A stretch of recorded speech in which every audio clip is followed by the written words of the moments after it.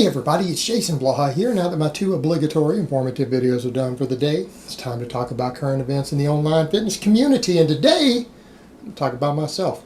I went ahead and I got a Dexa scan done this morning. And I want to talk with you guys about the results. So let me put on my +5 hat of weaponsmithing, work on skilling up my crafting a little bit, and let's talk about this. Now, I chose not to do video footage in this one today because we needed to confirm that that's even okay. I might do that in the future so that you can have the actual expert discuss some of this stuff. But I've got all the printouts and I've got PDFs. I'll either flip some of it through here, or if the video is short enough and it won't add a tremendous amount of time, I'll toss them in at the end. But it was really interesting. A lot of people are going to be like, well, why'd you do a Dexa? Is this done just so that you can try to convince people of whatever on body fat? No, that's a side benefit. I wanted to do this so that I can track my progress, because here's the thing.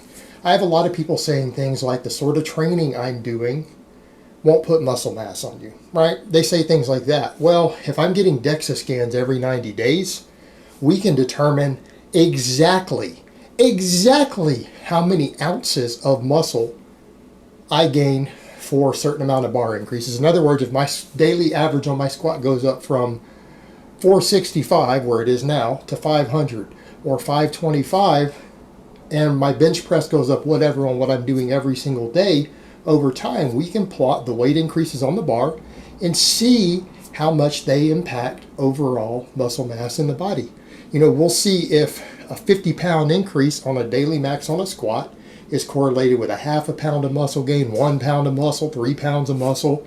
It'll give a good metric for that. It's going to give me very valuable tools to work with. Also, if I know at any given time what my body fat is, how much fat I am carrying on my body, guess what? I can figure out where I might be most competitive in terms of weight, because we have a real good idea of observing lifters around the world, what sort of body fat percentage is for people both on drugs and people not blasting drugs. We have a real good idea of what your ideal body fats tend to be to produce the best Wilks scores in strength sports, right? So this gives me a very valuable metric to plan my own future performance. So for that purpose, I think this is an extremely valuable tool. And we've gotten to the point where Dexa scans are just not that expensive anymore. I'm paying less than $100 a scan. That's not bad, and it comes with an enormous breakdown. What's interesting here, I'll get into all of that. It let me know exactly where I carry all my fat. It gave me my bone density. It found muscle imbalances because it measured down to the ounce how much muscle I have in certain regions of the body, left or right. It found unilateral muscle imbalances. And there's something I'm going to have to take back. I said there's something I do in my training that doesn't create muscle imbalances. I am flat wrong. I'm wrong. I've been proven wrong with a Dexa scan. So I'm going to have to eat some humble pie on that, and that's my mixed grip deadlifts. We found an imbalance. And the technician said that would account for the imbalance that she saw. So people wondering, what did it come back as? I came back in as 5 foot 9 inches. That's what I've been telling you guys. I'm 5'9". The machine weighed me in with their thing, because I said I weighed 239 this morning on my scale. The machine got me at 238.8. She had asked me what I thought my body fat was, because I put a thing up and people had tried to guess my body fat. And this is the other thing, man. Guys, you guys are way misguessing my body fat on the internet. I did a shirtless video, so it's not like I'm going to be able to have a way to hide it and say, oh, see, I'm actually really 10% body fat or anything stupid. You guys have seen me shirtless in the last week, right? In movement, moving, lifting. So you have a good idea of where my fat is. Now, honestly, some people who looked at that thought I was leaner, but because I carry a disproportionate amount around my hips and things, I came back higher than one coach actually guessed me. For anyone who wants to guess what my body fat was, it came back as 23.74%. And people say, how accurate is it? Well, it measured the amount of fat on every one of my limbs. It told me how much fat I have on my hips, how much fat I have in each leg, how much fat I carry on each arm individually. It goes pretty detailed. So the take-homes here, the interesting things that I found were that my actual visceral fat was low. So in other words, I actually eat a relatively good diet. The reason I carry a bit more body fat is due to just total calories. So this kind of says a lot about your diet. Because my other friend who went in with me, his visceral fat was really high, and she told him he's got to change his diet. I had 1.5 pounds of visceral fat. 1.5 pounds. So that was interesting, because you want to stay under 2 pounds. My bone density was almost off the chart. Again, we would expect that. I've been a strength athlete for years. I lift heavy. That tends to be correlated with bone density. I was 4th standard deviation above average on bone density. And not just for a 41-year-old. That's the crazy part. So that came back good. My total lean body mass was 182. 182. No surprise there. No surprise. I'm not a small guy. I'm a well over 200-pound guy who lifts very heavy day in, day out. Having a way above average muscle mass and lean mass, pretty good. Now people say, well, how much of that was bone? I had 8.1 pounds of bone. My skeleton is 1.8 pounds, which is actually pretty high because I have a really high bone density apparently. As far as the muscle imbalances go, what I thought was interesting, first thing she had asked me if I ever had any injuries in my left arm when she was looking at things, and I'm like, yeah, and I explained my bicep burst. She goes, yeah, because we can see that on the Dexa scan. She's like, you have 1.5 pounds less muscle in your left arm than your right. So my previous injury, the Dexa scan picked it up immediately, like it was blaringly obvious to her that there's a discrepancy. My right leg has over 1 pound of extra muscle in it than my left.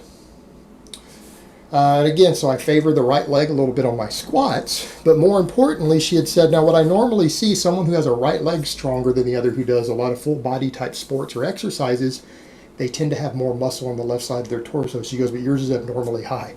I have over 5 pounds more muscle on the left side of my torso than my right.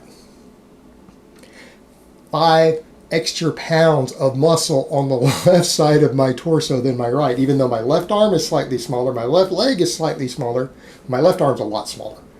I have over 5 pounds of extra muscle in my torso. So my lats, my pec, my traps, delts, all of that, I have an extra 5 pounds on my left side. I'm like, are you serious? And it's coming most likely from the mixed grip, because I tore my bicep many years ago. I had been doing for years. You guys remember I quit squatting. I quit benching, but I kept deadlifting, and I've been doing exclusively pronated left, supinated right on every set. I've been doing rep work with 500 plus for years, week in, week out. All that volume of heavy pulling with the mixed grip combined with favoring my right leg has caused me to compensate and build 5 extra pounds of muscle on the left side of my torso than my right. Like, I was shocked. I was absolutely shocked that it was that much. That's like 5 pounds of steak. So I'm doing this right. When I've said already, I'm just using the trap bar for now until I get my mixed grip down to where I feel like I can pull over 500 pounds with a hook grip. I'm going to go full hook grip. I'm going to rework the balance on my deadlift, and I want to get everything balanced and even for less chances of injuries. What's going to be interesting when I get that sorted out here in a few months, and then I start training that way for a few more months, I'm going to be curious to see if that shifts that balance around. And that's something I've got to eat humble pie on. What is it that I said? Mixed grip doesn't really create a significant torso imbalance. I said that for years, right? But I'm looking at my Dexa scan. I'm looking at the Dexa scan, and the Dexa scan is telling me, you're full of shit. That's what it's telling me. I'm wrong. And I'm like shocked. I'm literally shocked. That was the most shocking thing in here. I'm not surprised at my body fat. Not surprised at my body fat. I had said going in, I think I'm 24 to 25. Came back 23.7. So I'm just a hair under, like less than 0.5% within where I guessed I was. Pretty close. Not surprised by the bone density. I'm not surprised by the left arm having 1.5 pounds less muscle in it. But I am extremely shocked at the left side of my torso. Left side has 5 more pounds of muscle than my right. I'm not even sure where it is. Like, it's got to be in my lats in trap. It's got to be in my back because I can't see that in the mirror visually. So yeah, that's pretty fascinating. But yeah, this is going to be a really valuable tool for me. She looked at it, and what we're looking at, Ideally, I want to get down to 15% by the end of the year, and according to her calculations, if I maintain the same amount of muscle with no significant gain or loss there, and I want to gain muscle, that's going to put me about 214. 214. So that's what I'm looking at is by the end of the year. So I'm going to go in 90 days, and we're going to see, because hopefully when I go in 90 days from now, I'll be squatting 500 every day. I should be stronger. I should be lighter because the scale's going down for me right now. I have my diet dialed in pretty much where I wanted it. In fact, I came in today a pound lighter than I was 4 days ago, because I was 240 about 4 days ago. So scale is slowly coming down, strength is slowly coming up. We're going to see what that does in terms of not just body fat, but I want to see what it does in terms of muscle mass, because it'll be interesting to me, because I'm kind of a case study on Bulgarian training. There aren't really any guys documenting it much who are doing it up in their 40s. It's not considered to be an old man's training method. I think it can be. I think it has a lot of potential for that. So it's going to be interesting to see if I can gain any muscle while losing body fat on it. And this is going to give me a good baseline, and this is going to be great documentation to look at with this style of training, in addition to me figuring out what's going to be an ideal body weight. But I think getting to 15% body fat is a good goal. So contrary to rumors on the internet, I'm not 30+% body fat. Again, you guys have seen me shirtless. We've got a Dexa scan, and I mean, it shows all my adipose tissue. I've got a whole printout of my body. I'm looking at it, and I can see it has all the fat storage, all the muscle is visible. My quads and calves are absolutely ridiculous. Shocking.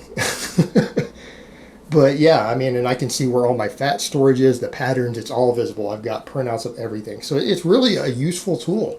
And I would say for a lot of you guys, if you're going to be serious athletes of any type, and you really want to get a major idea of what's going on, even finding muscle imbalances, this is really a valuable tool. I think it's a valuable tool for that. All right, guys, but that's really all I have to say on that today. I hope it's been informative, and I will talk to you guys next time.